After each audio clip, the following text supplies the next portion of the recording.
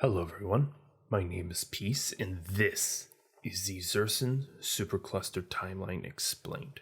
This is going to be a series of videos explaining the entire timeline to the Xursan supercluster, which, in case you're not aware, is my own homebrew world that consists of 3 continents with their own histories and yada yada yada. This whole YouTube channel is just going to be dedicated to explaining pretty much everything. So this video is going to kind of be an ongoing series alongside of the other videos I'm going to be making. As you can tell, this video is not scripted. I just got a bunch of notes and stuff that I want to talk about. I'm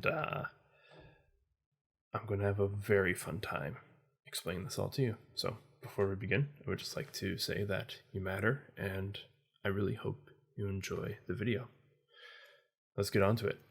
So just before we begin, I want to explain something with the time periods that are showing up kind of on the bottom here. As you can tell, this timeline is still quite far from completion.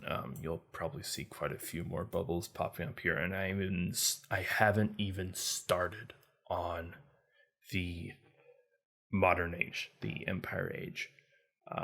That's going to be a lot. I don't know how I'm going to fit everything in there, but I'm going to try. But as you can see down here, basically we have the SC, which is just known as the singularity cycle, and we also have the cesium hominis. Basically, I'll explain the ages as we go. But as for kind of just general, think of the singularity cycle as like a geological time scale. So millions of years are passing by at a time. And we can think of like the cesium hominis as like prehistory. So Neolithic era sort of stuff. So thousands of years are passing, not nearly as much as a geological time scale, but still not a lot is happening. We're very iffy on what happened. We know we got some pottery, but when we just kind of know general events rather than full on, this what happened, right? So we start off with what is called the singularity event. The singularity event is essentially what created this supercluster in the first place, which, if you're confused by the supercluster term, I'll explain fully what that means, but as for now, just basically use it interchangeably with the quote-unquote planet, although it's a little more flat or maybe even concave than a planet, but it's roughly Earth-sized, and for all intents and purposes, it has the same physics and gravity and science as our world. So, but regardless of that, I would like for you to imagine a large field in front of you, covered in pristine, untouched snow. I'd like for you to imagine then dropping a red-hot nickel ball into that snow. What happens? Well, the red-hot nickel ball instantly vaporizes the snow around it, and then eventually, as it cools down, it starts to instead melt the snow around it, creating this kind of little puddle right beneath it. This is our best theory of how this world was created. Something came down and melted a hole into the great white plateau and created the oceans from the melted snow, and that nickel ball eventually degraded and broke down into the soil, rock, and dirt that makes up our world. Like I said before, we aren't entirely sure of where this quote-unquote nickel ball comes from. The only reason why we even think it's a nickel ball is because of the anomalous capsule, which we'll talk about later. You're going to be hearing that a lot this video, by the way. But there's also 2 different forces at play. What we know as the moon, or Luna, and something that's underground. We're not quite sure what it is. but it's gone under many names over the years. And the best way to describe it would be primordial chaos. Which brings us to the Eternal Mountains. You may know these Eternal Mountains. There's one in Primus Viridia, the mountain that stretches up several kilometers into the air. It's more of a spike, a spire, than a mountain. There's the kind of weird triangular shaped mountain range in Zesko that was named after Veselvod the First. Then, of course, there's the Verdre Fortune Vulcan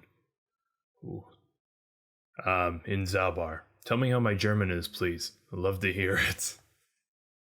These mountains were the first thing to be formed on this world, which is a pretty insane thing to consider because the world is so liquid at this point. It's hot. Lava is everywhere, spewing up from the inside. The nickel ball, quote unquote, is still deforming and is still extremely warm. Everything around it is chaos. But perhaps that is what the Eternal Mountains are made out of. What we do know for sure is that these Eternal Mountains were not formed because of this nickel ball or because of the soon-to-be explained primordial forces. Nay, they were formed by something deep within the earth itself. Primordial would be the wrong way to describe it. It's always been there before time existed. Information, the Jupiter cell. But before we get into that, what does this bubble mean? Rough estimation of when the anomalous capsule is created? What is that? Well, the anomalous capsule was discovered by the Zascon Horde in the 1500 CH, which is Cesium Hominis. It contained information that should never reach sentient eyes. It told of a singularity cycle of how this place was doomed. And it was written in math and science so that whoever did find it didn't need to share any sort of common language. Whoever did write this knew the truth of this place, of this supercluster. He knew the fate of multiple superclusters. But in describing their experience in these superclusters, he gave the Zascon Horde a boost forward in technology, which would prove fatal to those around him. The anomalous capsule definitely deserves its own video, but for now, all you really need to know is that this singularity event is most certainly not the first time it's happened. When these Eternal Mountains formed, primordial chaos began to spill out onto the outside world, creating this horrific visage of destruction and chaos on a grand scale. It messed with the very concepts of science and mathematics to such a point that reality began to break down. But whatever sent that hot nickel ball down wouldn't give up the supercluster without a fight. So the very concepts of law and order began to coalesce into the 3 world serpents. These 3 world serpents then promptly declared war against the unrelenting chaos of the Jupiter cell.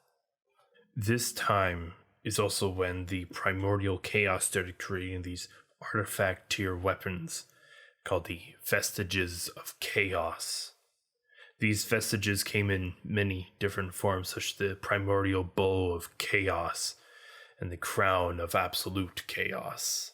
All in all, they were used to fight against the law and order of the world serpents. As these two primordial forces just clashed together for millions upon millions of years, we eventually saw their blood, for lack of a better term, began to mix together two completely separate concepts, mixing their energies together to create what is called the verve.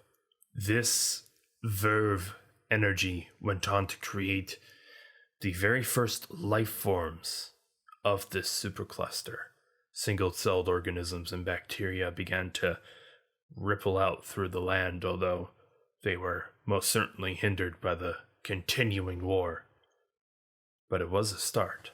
After a particularly brutal bout between these two primordial forces, their energies mixed together to create a singularity of verve that was then shot up into the sky, which eventually became Xura, the sun of this world. But all wars have their end.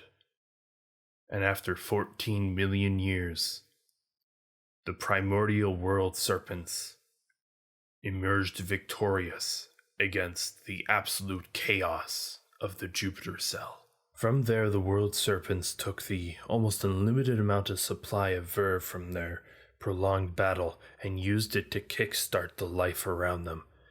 And in just a few short million years or so, the single-celled organisms that already existed evolved into wondrous multi-celled organisms that spread across the war-torn lands of the Xursan supercluster. What was apparent with the world serpents, however, is that they did not create sentient life. Since Erastus, one of the world serpents, is quoted as saying that he found sentient life to be destructive and horrific, which makes you think about just how much these world serpents know. But the primordial chaos had different words for how to describe sentient life. You see, the world serpents were not the only ones who were interested in creating life, and they were not the only ones who had access to an unlimited amount of verve. So, while the continents of this supercluster were being created, the Jupiter cell below it lied in wait, waiting for the serpents to finally sleep. And by the 57th epoch, they did. The world serpents buried themselves deep within the earth, creating their own little pocket dimension where they slumbered for eternity. The world serpents slumbered and looked upon their wondrous creations as they spread across the continents, while the Jupiter cell rose up and made its move. With its connection to the greater Jupiter brain secured, the absolute chaos of the Jupiter cell began to use the verve to its advantage, creating sentient life forms that would go on to come out of the eternal mountains and spread across the continents of this world, not knowing what they are or why they were placed there or created. Instead, they simply left, going out to find greater purpose in this meaningless world. And that brings us to the end of this singularity cycle. Now, technically, we are still ongoing with the singularity cycle, but since we're going down to a time scale of thousands of years instead of tens of millions, it's simply not relevant anymore. We have some other more interesting things to talk about, like how did Xesko become the horde that it became? How was the emperor born? Where did Alexander come from? We'll answer that next time. If you like, please comment, subscribe, and thank you for watching. I'll see you guys next time.